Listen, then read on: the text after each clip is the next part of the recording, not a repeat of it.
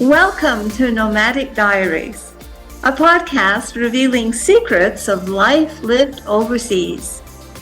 We use storytelling to deliver insight and information on what it takes to live, love, move, and travel across the globe. Our guests are professionals from the world of global mobility.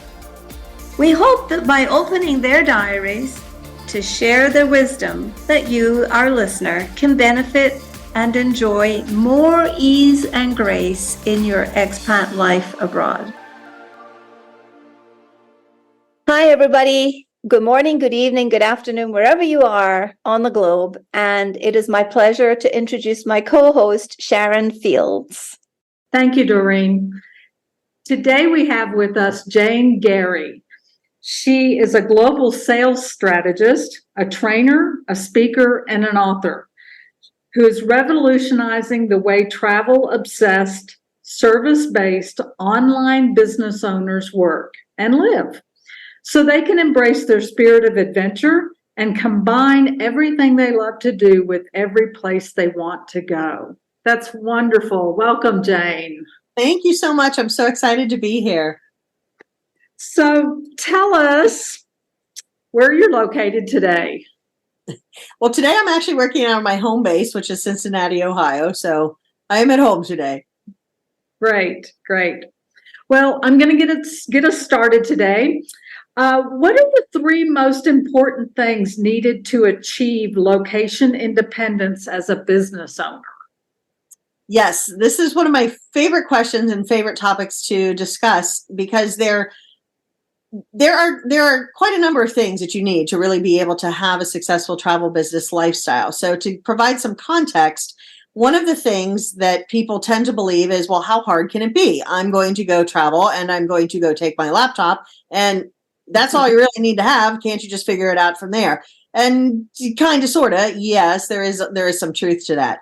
But if we're really talking about living a nomadic lifestyle or being truly location independent and having a thriving business, there are three things you're really going to want to need to pay attention to. So number one, the first is the money. If your business isn't making consistent money and you're not worried about how that money is actually coming in or how you're generating revenue, then that right there you can see is an obvious problem. It's going to be challenging to travel the way that you want to travel if you don't have the surplus to be able to afford that. You don't need a ton of it. So one of the misconceptions misperceptions rather is that you need a bunch of extra money to be able to travel. That's not entirely true, but you do need some surplus. So the first thing that's really important about having a travel business lifestyle is you have to have the money to be able to do it. The second thing is you really need to know how to manage your business obligations with your travel opportunities. There's an integration piece into this that makes it both fun and successful. And so this is where the tangle of, well, I'll just take my laptop and it'll all work out, can get people into a little bit of a pickle sometimes. So you really need to know how to manage the whole process. Do you have a system? Do you have strategies in place? And are you really able to seamlessly integrate your business obligations with your travel opportunities? And then the third piece is, I don't really enjoy using the word mindset to some extent because it's such a big topic. It can pull up a lot of things for a lot of people, but it is a little bit of a mindset shift because what you want to do to have a joyful and easeful travel experience, again, with the integration of your business, is you have to learn how to master living like a traveler rather than a tourist. And that is not just something you want to apply to a travel business lifestyle. That's actually a life skill. And that would open up a whole box of a whole bunch of new things. But those three things, you have to be able to have the money, you need to be able to manage everything, and you need to master living like a traveler, not a tourist. Right. And I agree with all of that because I started a nomadic life about 11 years ago, living out of a suitcase and carrying my laptop, and my phone. And I was going to, make some money and travel and slow travel. And it was all going to be great. And then the realities hit. But yeah, it is a mindset, a mind shift. And you kind of work through the challenges and you realize what works for you, what you enjoy, and you embrace what you can. Yeah, it's true. And I've been doing this for decades, and I know some of the things that I know now I really wish I would have known back then, because I thought the same thing. There were no, I'm really dating myself here, but there were no laptops 30 years ago. But it was, well, how hard can it be? I'll take my books, I'll take my pens, and I'll figure the whole thing out. And you can, and you will, which is what I did. But I realized over the course of the past couple decades, there's so much more to it than that.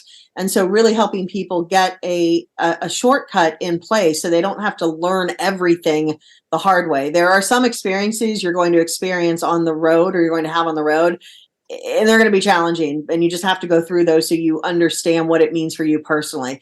However, there are plenty of things that you don't need to take the hard road on to have the experience if you've got an understanding of this is really what you're going to be in for. And that's what you do. You help them. And I understand you help women over 50, which is terrific, because we need all the help we can get in this new technology and new world. Doreen, do you want to add anything to that? I would just like to know a little bit more about what is the life skill? You know, you talked about the business obligations and travel opportunities and how they need to be a good fit. And we talk about a good fit lifestyles. And this is a little bit out of our skill set sometimes, because you are not talking about digital nomading here. We're talking about people who have a business that want to have a greater sense of freedom. I'm guessing you want to have a greater sense of fluidity and flexibility, and go where you want when you want. So tell me a little bit about the life skills that are required to marry these two principles together, the opportunities and the obligations. Yes. So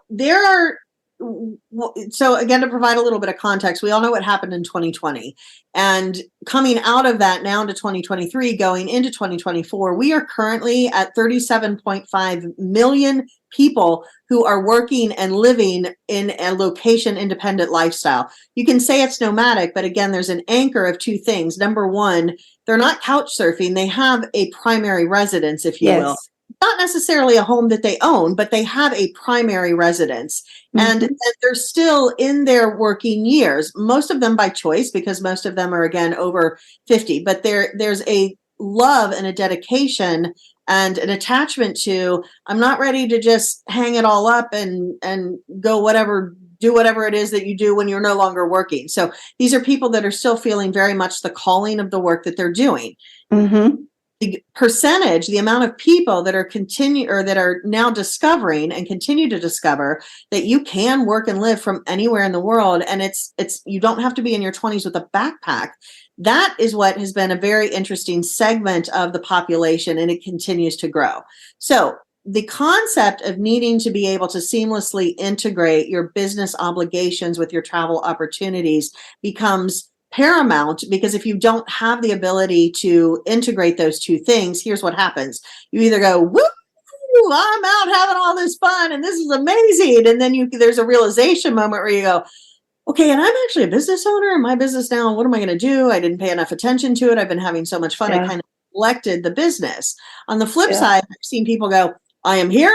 I am in this beautiful location. I've rented an apartment for 3 months. And I'm going to be very certain that I'm staying on top of my business. And they get to the end of that 3-month period and they realize, I didn't really see as much as I thought I would. And I'm disappointed. I made a time commitment and a financial commitment to be here for 3 months so I could immerse myself and live like a local. And basically what I've done is immerse myself in front of my computer and live locally by calling the food in or going out every once in a while. So the best is when you're really able to have the flexibility and you become very fluid in that true integration.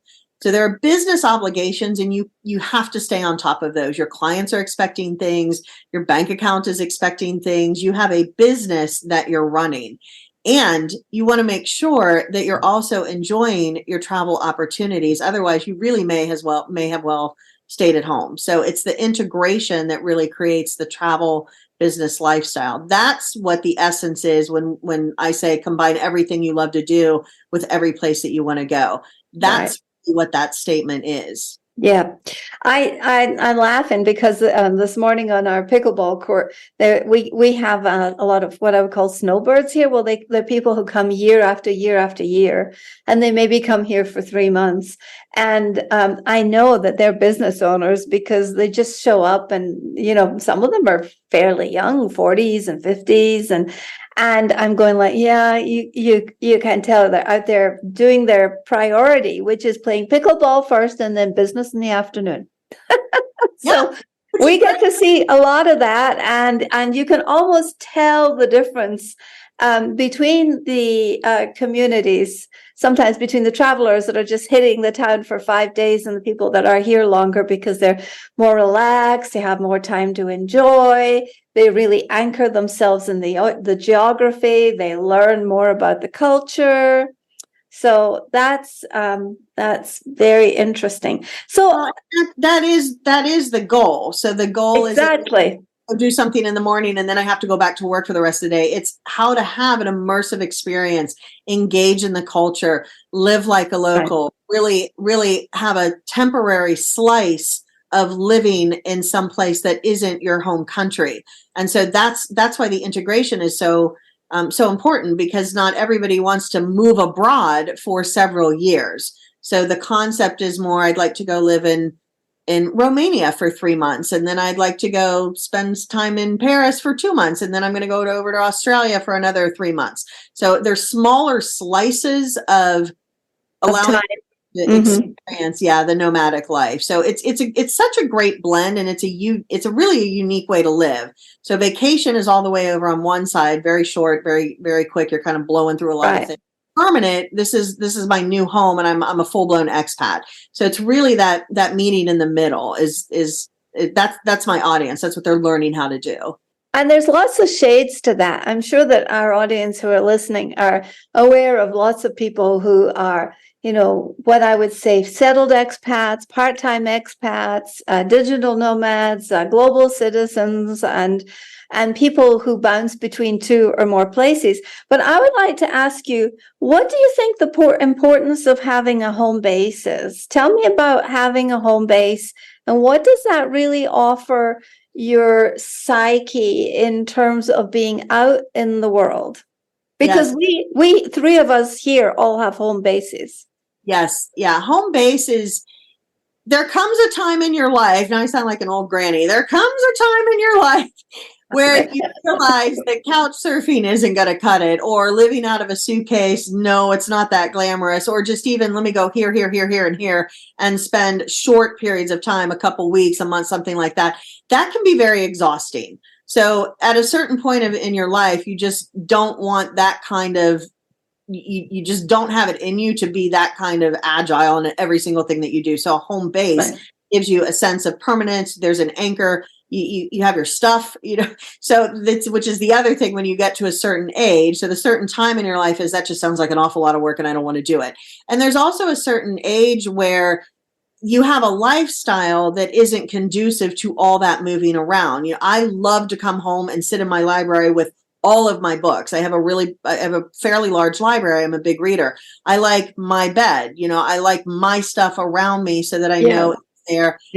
Everything from the decorations to, it feels like you're being wrapped up in your place by a blanket, all of it. So having a home base provides the sense of, you've got some sense of permanency there, which I think is important when you're a very frequent traveler. It can get really chaotic if you don't have some kind of home to go to. And then again, you get to a certain point in your life and you just, you want the routine when you're at home. You want the comfort when you're at home. So I have always found it to be just a beautiful blend of both. You don't have to worry about where am I going to go next, because next always is, if you want, I'm just going to go home. And it provides you with it, which is a different sense of permanency. And I think that really gives a sense of balance so that you feel like you can be out in the world.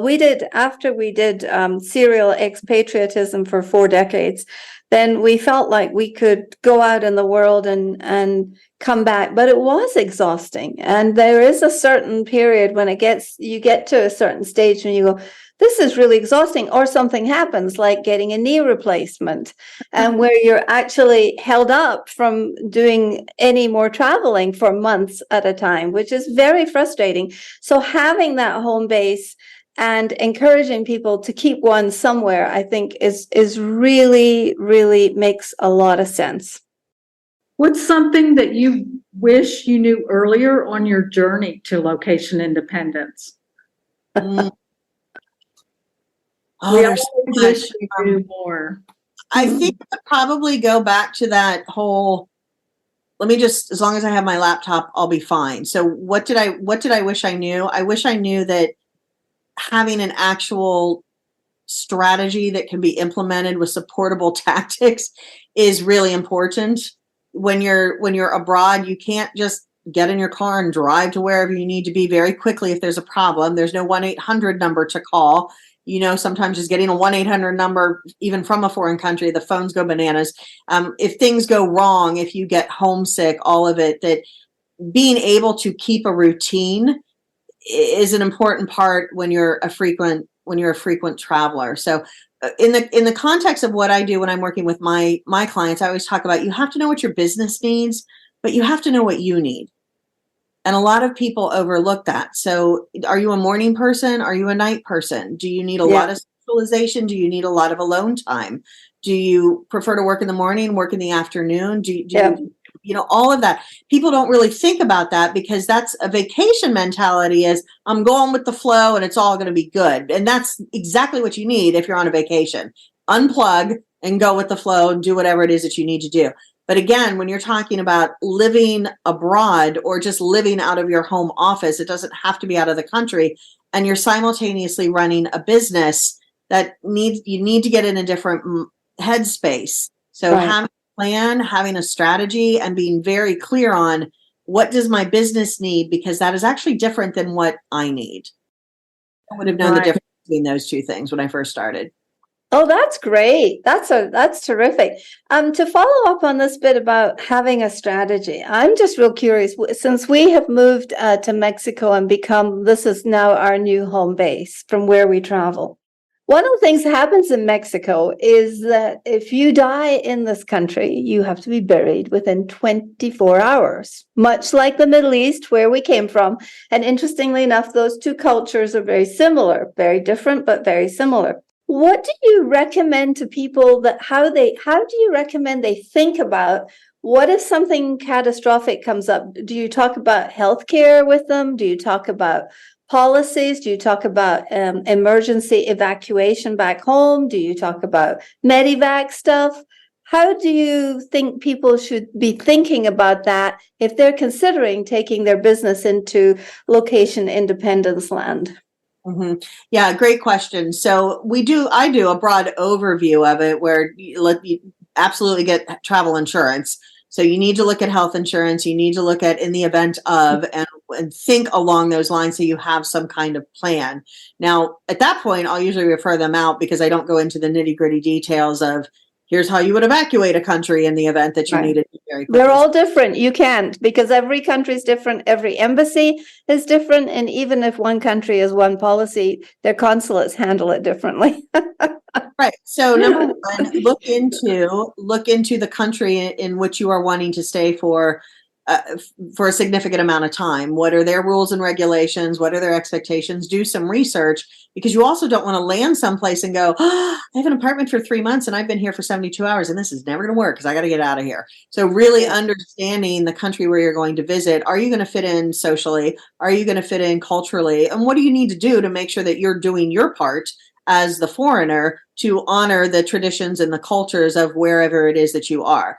I also recommend people learn at least please, thank you, good morning, good evening, where is the bathroom, where is the whatever, in the local language, because there's a big difference between I will not speak your language and I'm sorry, I don't know how to speak your language. So I'm a language freak. I love learning languages. So I started taking French when I was 13, and I learned very quickly that when you attempt to speak the host country's language, they're very forgiving. They don't expect you to be bilingual, trilingual, whatever lingual, but just an effort. They quickly understand. Thank you. Thank you for trying. And I understand you're not fluent in it and I am fluent in your language. So let's converse that way. So a big recommendation I always make is learn some basics of the language so that they know that you're trying. It's just that you're incapable, which is not I'm refusing and I'm unwilling. So that would be one. Another one is just understanding simple things with your technology. So if your laptop goes down, what are you going to do? I always travel with a laptop and an iPad because I've had this happen. One of them will tend to go down. It's usually the laptop. One of them will go down and I don't have to break stride. I just roll on over to the iPad. So bring the appropriate gear so that you can run your business, which then would lead into the next part, which is, well, how do you keep that all safe? So exactly. Traveling with some gear, you need to have some serious packing skills because you also don't want to go for 3 months with a fleet of luggage. So understanding what it is that you really need to take, what you really can live without, you need to live at home. And then what kind of financial protection are you going to have that in the event something goes awry and your stuff goes away? Right. So those would be my top recommendations of what you need to think about if you're going to travel long term. Yeah, excellent. And how do you introduce people to a sense of belonging? How do you recommend that they find their tribe when they arrive in a place? Do you recommend that they do preparation prior to their departure? Of course, there's lots more research we can do now. Before we went to Saudi Arabia, we didn't have internet, and so we got a post report and you got an orientation, and that was it. But how would you recommend people think about their sense of belonging? Yeah, I love this question because this to me is, we've got two categories going on here with how do you create your own sense of belonging. Look at the facts and then look at the feelings. So the facts are to all your research.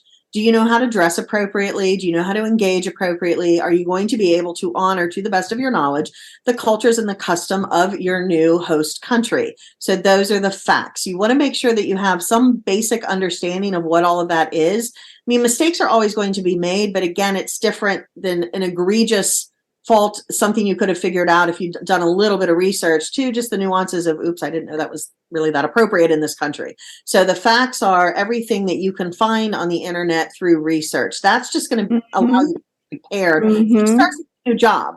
I need to know so that I have the best chance of being successful in this job. Those are the facts. Feelings, and this is, I love dipping into this anytime I'm traveling. The feelings are, what is the history of this country? Why are these people the way that they are?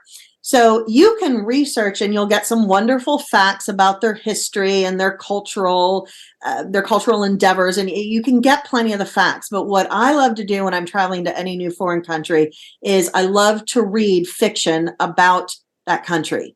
Oh, that's a good idea. I really love reading historical romance novels. Right. They're just fun to me, but they really give you an interesting insight. Not accurate, but it's good. It's good enough to get a cultural context. Yeah. Not that any author, if you just read one author and it was a historical romance for America, you'd go, well, this is America.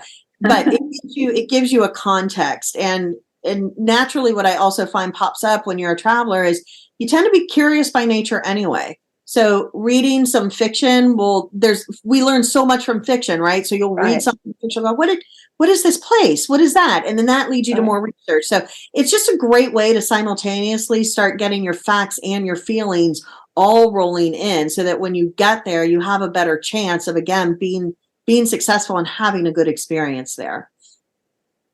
Very good.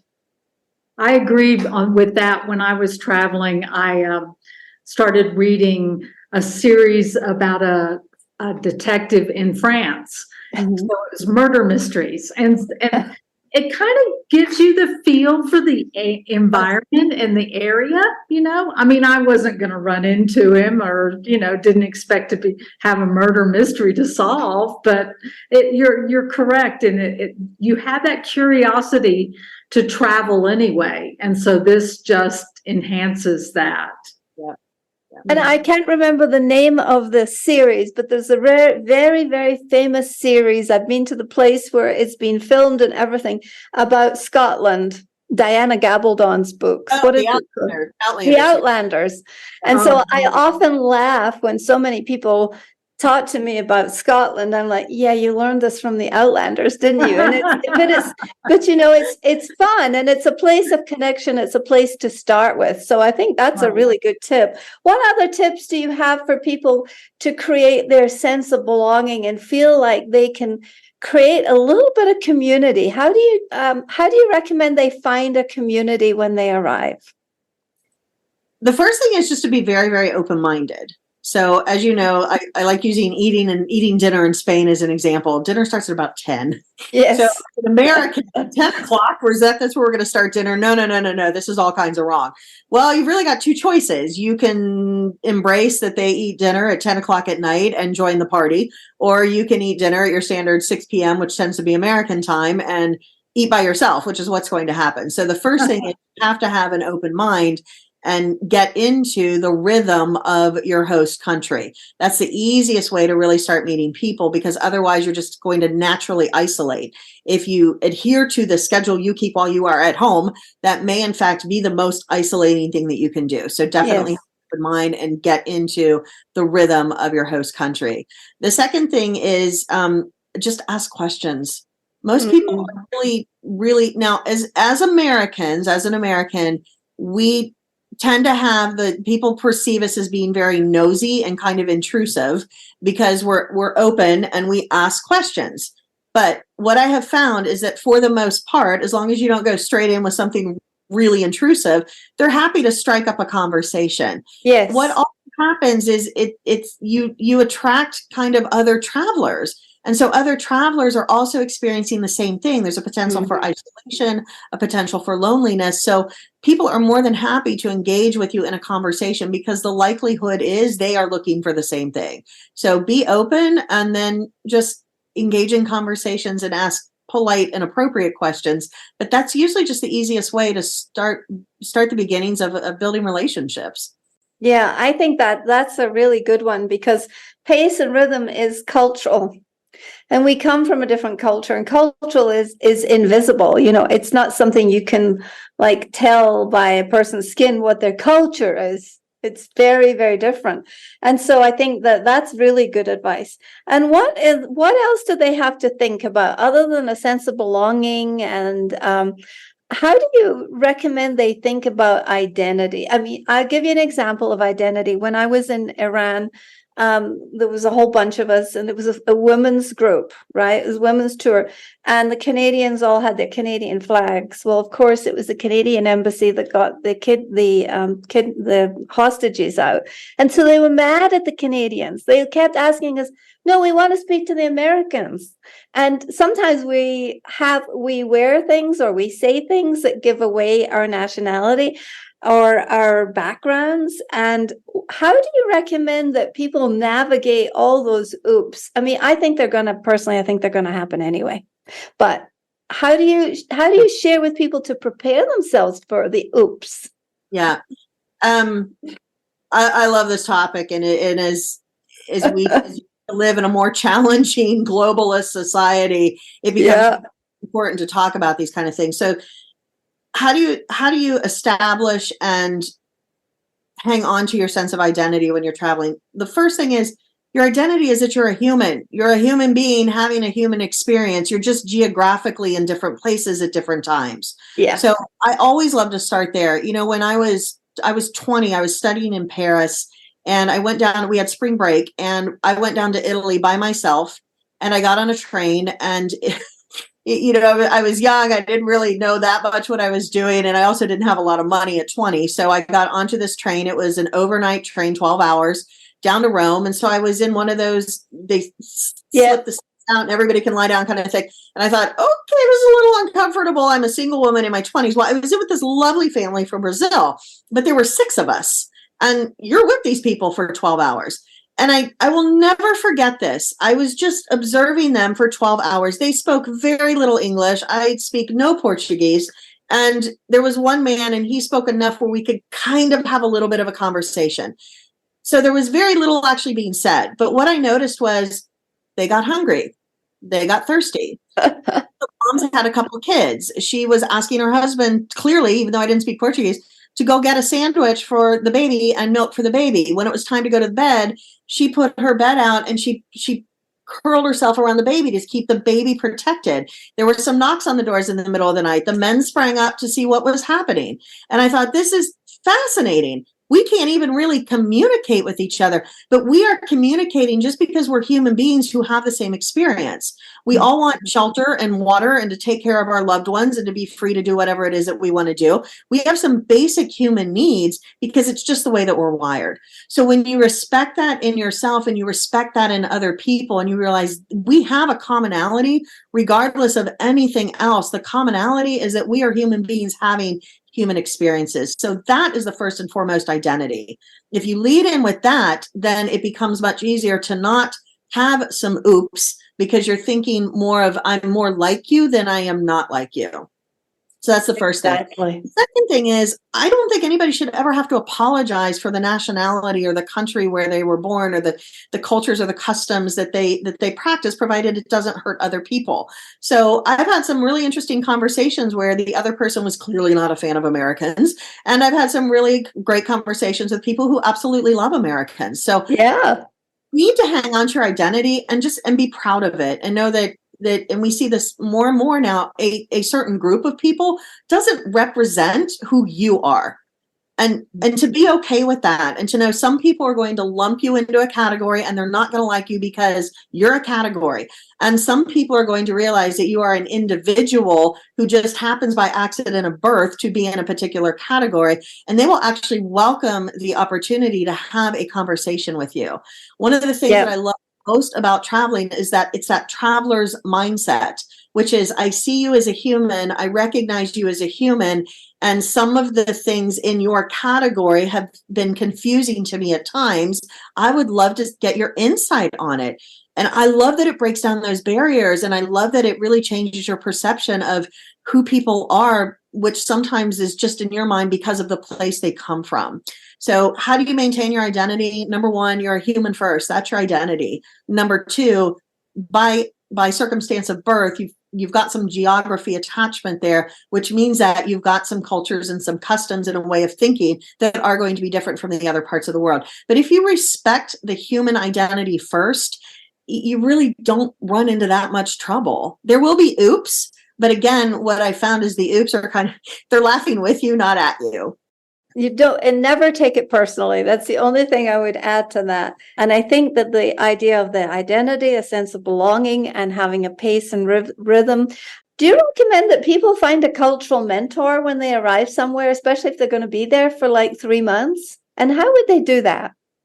That is a great question. I have never done that. Actually, I've just done my own research. And I also tend to make friends pretty quickly. So I find that I will latch on to somebody who's happy to have me latch on to them. And then they become my cultural mentor. And those are really rewarding experiences. They'll also push you out of your comfort zone, which I tend to like too, as most travelers do. We're going to do weird things and eat weird food and go to strange places. And I love all of that. Yeah, that's great. Like you would really be fun to travel with, Jane. I've heard that. I like to think so, but I definitely have my moments where I am unpleasant. Oh, we all do. We all do. Well, that goes back to knowing what you need. I seem to have no filter, not with my mouth. I'm actually fairly decent with that. But I have no filter. I go from I'm fine to I'm exhausted and I have to go to bed right now. And I'm fine. I feel right now or people's heads are going to come off, kind of thing. So I never knew that about myself until I was traveling with people. And they would say, man, when there's no I'm getting hungry, there's I feed now. There's no we need to think about wrapping this excursion up. I need to go to bed right now. Yeah. So again, knowing what it is that you need, and that has enabled me to create my own boundaries and my own rhythm. And I actually tell people now, please don't ever take this personally, but there's going to come, I can guarantee you, there's going to come a time where I'm going to say, to be in my room, and you're going to say, is it me? And I'm going to say no, and it's really not, but it's me, and I just don't want to be with anybody. And that could be for a day, it could be 2 days, it could be a week. I don't know what the time frame is, but I know just being able to communicate that to my travel partners. Now it's not like, what is wrong with her? There's nothing wrong with me. It's, guys, I'm tapped out. I'm just tapped out. I need to go sit in my room by myself or walk around town by myself, but please don't include me in anything. I love you. It is not you. It is me. And I've hit my point. And so knowing what you need and being very, very clear on that also enables you to communicate that so other people don't misinterpret what's going on with you and they don't take it personally. Yes, and that's a very good point. Last week I was actually on a bus trip, on a bus tour. First time I've been on a bus tour in a long time.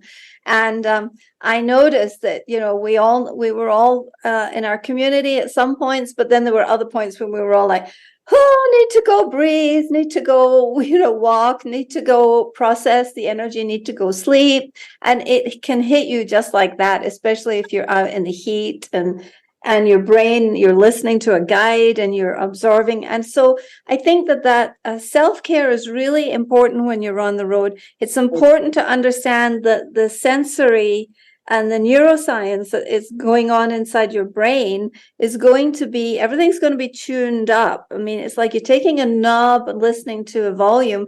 It's like the volume of the taste, the smell, the sounds, the sights is so turned up that sometimes we forget that we actually need to take more time to have that TLC and that personal space. Yeah, it's sensory overload. And it is one of the things that I love about staying for longer periods of time is there's not I've got it. I was traveling recently with some really, really great friends, and they were on vacation, and I was there for 3 months, and it was get up every day. We're meeting for breakfast. We're going to here and we're going to there, and then we're going to get back at night from 10 o'clock. And I went, so I met them for breakfast one day, and I went like one step above wearing my pajamas down to the common breakfast room. And I said, I don't know what you all are doing today, but I know what I'm doing. I'm staying in bed with my books and maybe some Netflix going on to my computer. I know that sounds horrible because we're in this beautiful place, but I'm at my point. I can't take it anymore. And I did. And then you're not enjoying being in that beautiful place. So what's the point? Yeah. Yes, I think this is all about self-awareness. So that kind of leads us back to the third thing that you were talking about right at the beginning, which was the mindset. And just in closing, it's been great to reconnect to you again and to hear your voice and to see the enthusiasm with which and the skill with which you can assist people who are moving in that direction and in that trajectory. But can you just talk a little bit in closing about the mindset that you think that it's important, and how do you support that mindset? Because mindset changes, right? Every thought changes it. So it's probably been at least 10 years at this point, if not longer. I really don't know when this thought originally hit me, but I was in the middle of something that was very irritating that I had no control over. That I don't remember, but it was whatever. The plane wasn't able to leave, or the restaurant was shutting down, whatever the situation was. And what I do remember is going, oh, okay. Well, at home, especially back then, before I had this realization, I was not an okay kind of person. What do you mean? What did so I'm not a chew people out. I will kind of take it in, but that when things don't go as I have them planned in my head, used to, it would be very upsetting to me. And I noticed in that moment, I thought, why is this okay? This wouldn't be okay at home. And it was literally okay. And then I really started to pay attention to it. And I noticed that every time something didn't happen the way I thought it should, when I was traveling, it was, oh, okay. Or it might be, well, this kind of stinks. I was really looking forward to that. Well, what are we going to do instead? And I thought, man, I'm the best version of myself when I travel, because I am not like this at home. I can really get bent out of shape about stuff.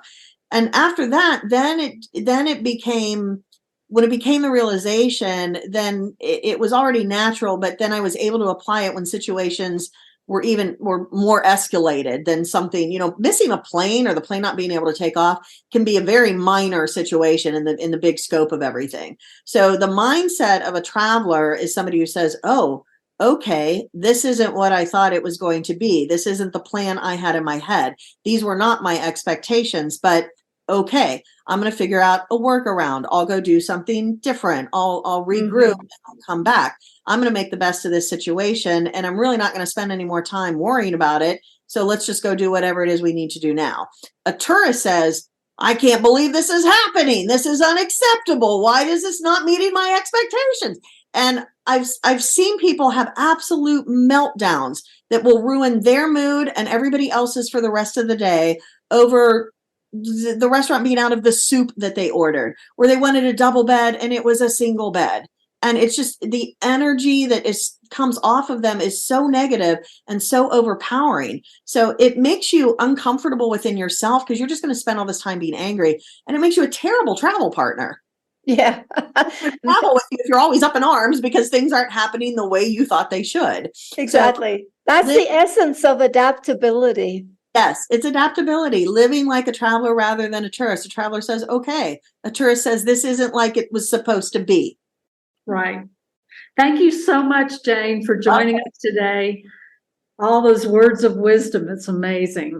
And where can people find you? How Yes. can we find you? How can our listeners seek you out and study with you and learn the adaptability factors and about the sense of belonging, the pace, the rhythm, and everything else that we covered today?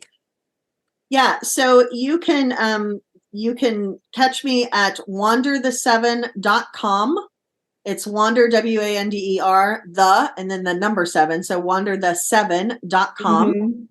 You can also catch me on innoventurous.com. So I've got a high degree and specialization in sales training and sales strategy. So my original company is all about really training sales, developing sales strategies for people and sales training for those business owners. And then what I've done is just layer in the travel piece of it. And there's also a really magnificent downloadable free resource. It's a beautiful 55-page guide. I take no credit for it being beautiful. That was my team. Send us the links. Okay. And, well, for our listening audience, please check the show notes and the social media that we put out with and for Jane Garee. And we hope that you will follow and listen and study with her, and that you will continue to hang out with us and follow, listen, and share Nomadic Diaries. Last words, Sharon? I just want to thank Jane for revealing some secrets, and that's what we like to do here at Nomadic Diaries. Thank you again, Jane. Hope many safe travels to you. Thank you. You too.